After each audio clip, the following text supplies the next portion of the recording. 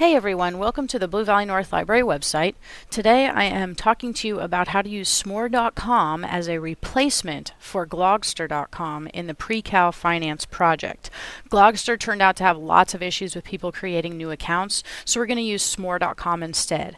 Now, if you have already worked in Glogster, if you've already started in Glogster and you've gotten a lot of work done and you don't want to redo it in Smore, that is totally fine. You can follow the instructions that are already on the bibliography for Glogster, and you can use it. However, if you are having issues with Glogster, then you're going to replace it with Smore.com, and that is what this video is about. So on the bibliography, under Pre-Cal Finance Project, we will have a link to Smore.com that you can use with this video. So when you go to www.smore.com, you'll see that it's very easy to use. You can begin by signing up for free. You will have to make an account so that you can save your work and send it to us. You'll use your email address, your first name, maybe just the beginning of your last name, maybe the first one or two letters, and then your password. Since I already have an account, I am going to log in now.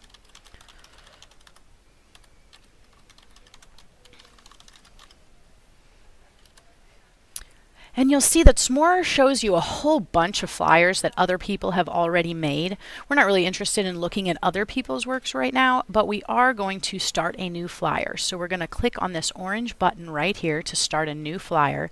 And you'll see that you can choose from one of these templates, or you can just start from a blank page. I'm going to start with a news bulletin. It doesn't really matter because you can change all of the components. So you're going to create your title first. You can call it something super lame like Scenario 1 or Pre-Cal Finance Project, but I'm going to choose something different.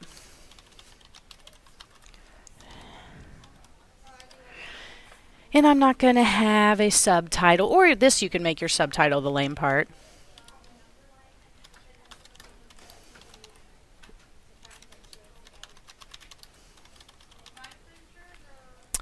And you'll see as you click done, you can change all of this stuff. All these arrows allow you to change the layout if I like that layout better, or if I like the subtitle above it, which I don't.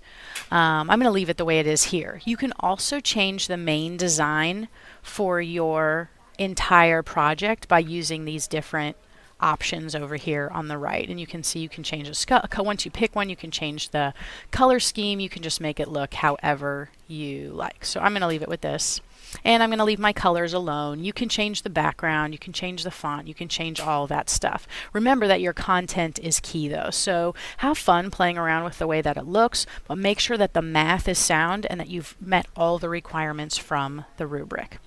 So then you can begin by changing all of your information here. It says sample paragraph, and this is where you can talk about what scenario you have and some of the math that you've had.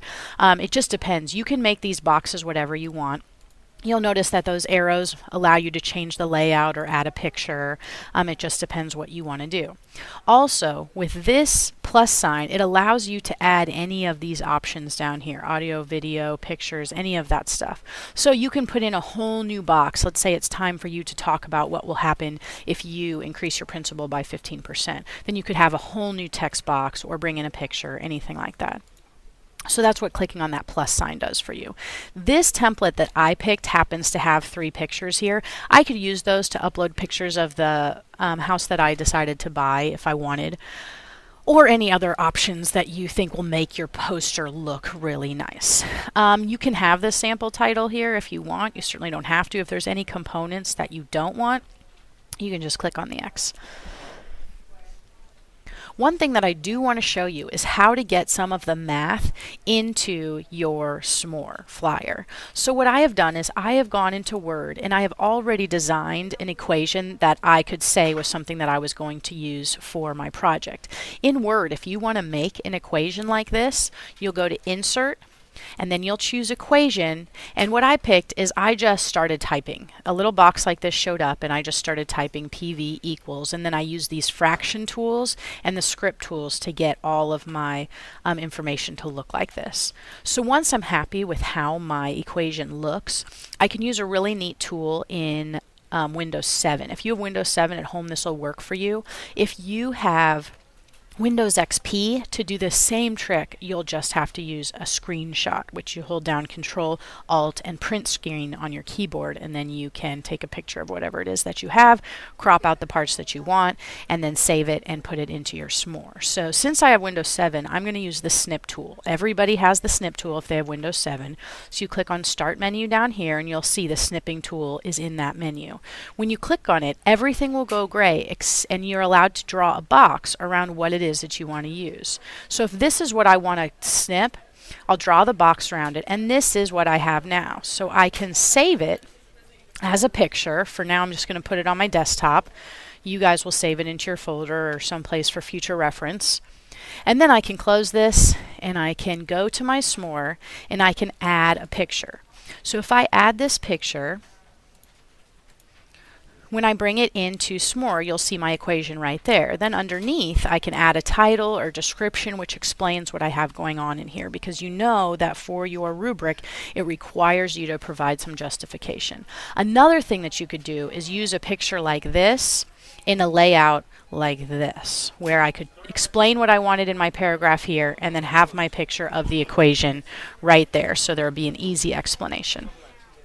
When you are finished with your Smore, it will save frequently, so I'll make sure that it's saved.